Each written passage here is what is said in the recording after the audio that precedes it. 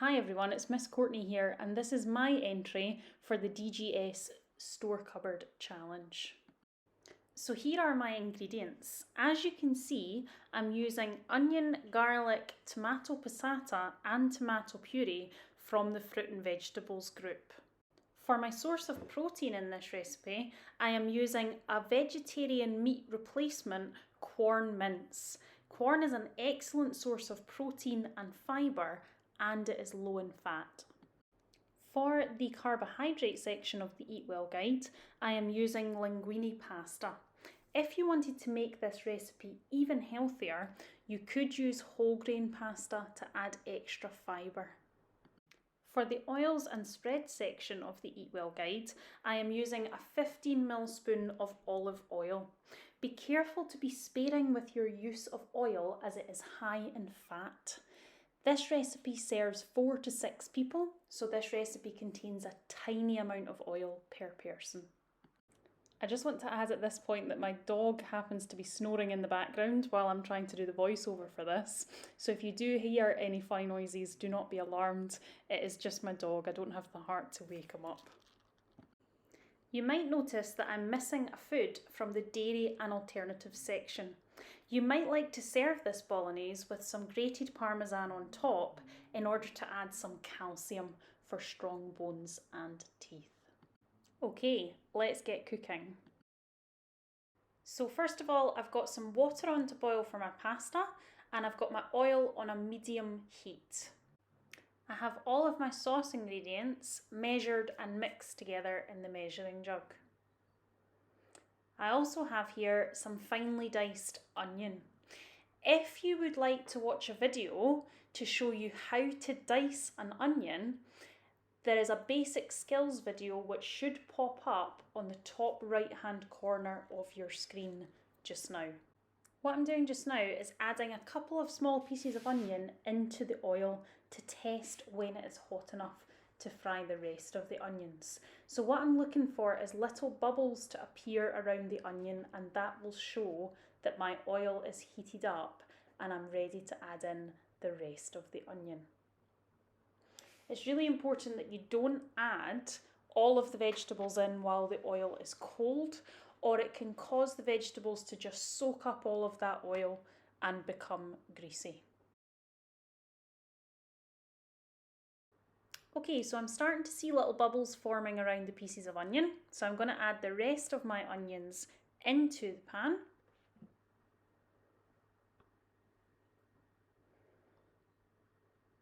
And I'm going to give them a good mix.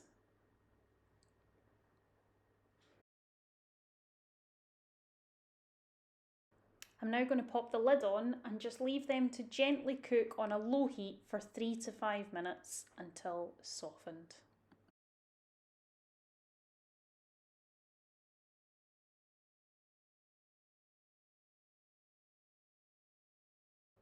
As you can hopefully see now, my water is bubbling away nicely. So I'm now going to add in my pasta. The best way to cook spaghetti or linguine is to keep it whole, and first of all just let the bottom half of the pasta start to soften in the water. And in a couple of minutes time that will allow us to then bend the rest of the pasta into the boiling water.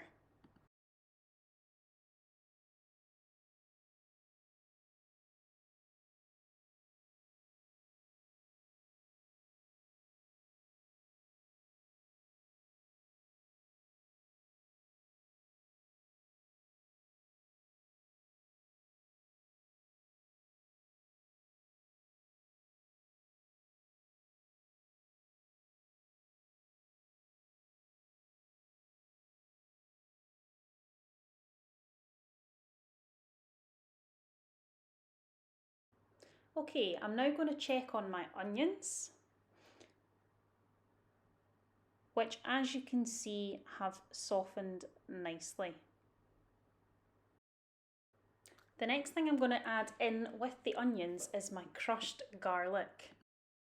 If you would like some extra support on how to crush garlic, On the top right hand corner of your screen, there should be a couple of different videos that pop up, and they give you two different options for how you can crush garlic.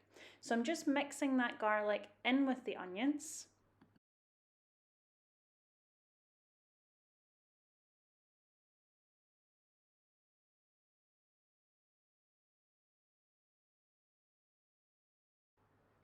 And I'm now going to pop the lid on and allow that to gently cook on a low heat for about 2 minutes.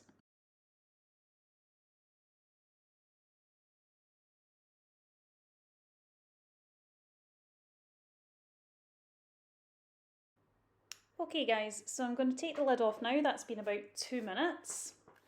I'm going to give it a little bit of a stir, and then I'm going to add in my Quorn mince.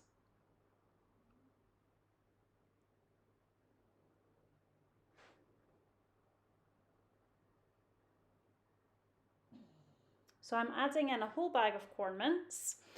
You could equally make this Bolognese recipe with beef mince. The only thing to be sure of if you're using beef mince, if you're using meat, is make sure that you brown the meat really well.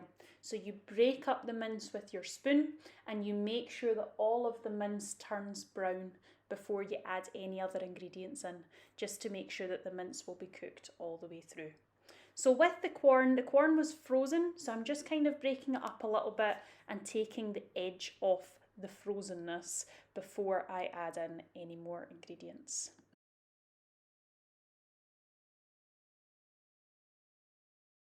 Okay, so next up I'm adding in my sauce ingredients from the measuring jug. Just a reminder that this includes vegetable stock, tomato puree, passata, a vegetarian version of Worcester sauce. If you're not vegetarian, you could use ordinary Worcester sauce, 2 tablespoons of red pesto, and 5 mils of mixed herbs. The great thing about the pesto is it helps to add some of the rich flavour that you get from meat to a vegetarian recipe. So it adds a lovely kind of depth of flavour to the dish. And I'm just mixing all of that through.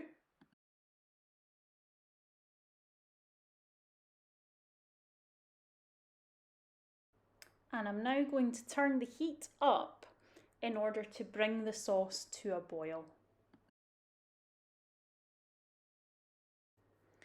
Once your Bolognese sauce is bubbling, you can turn the heat down, pop a lid on, and you're going to leave that to simmer gently for about 15 minutes, stirring regularly. Once your pasta is done, you can test it for readiness by taking a little bit of pasta out with a fork, letting it cool, and tasting it to make sure that it is done to your liking. You can then drain your pasta and serve the Bolognese sauce on top. And as I mentioned earlier, if you want to include a food from the Dairy and Alternatives group, you could add some grated Parmesan on top of your spaghetti Bolognese. I hope you've enjoyed my competition entry, and I can't wait to see yours. Remember that you can submit your entries as a photo, as a video, however you like. You can submit them on Google Classroom, on our Twitter, our Instagram, or you can email your home economics teacher with your entry. Happy cooking!